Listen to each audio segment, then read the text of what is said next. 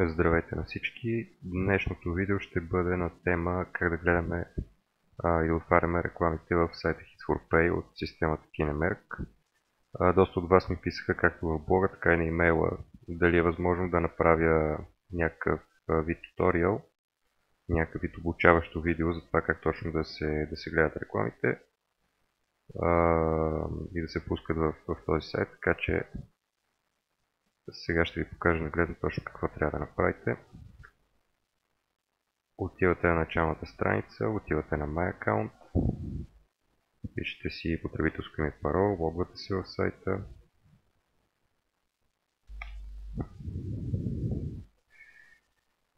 И ето тук са рекламите, които са налични към момента. В момента за мой акаунт тя е една. Минавате надолу. Това е самата реклама. Натискате тук.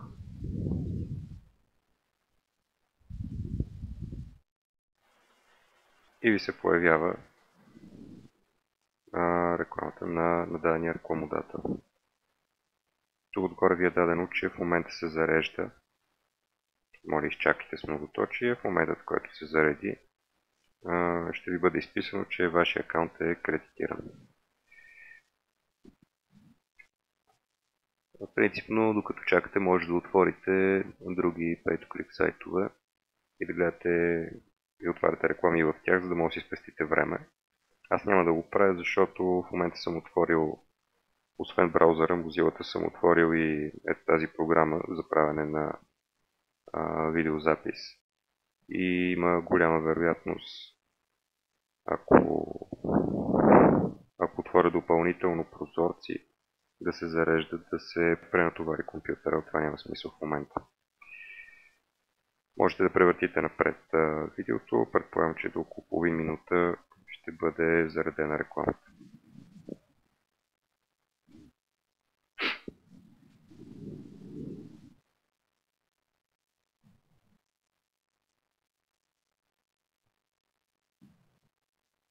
Готово. Кликате тук.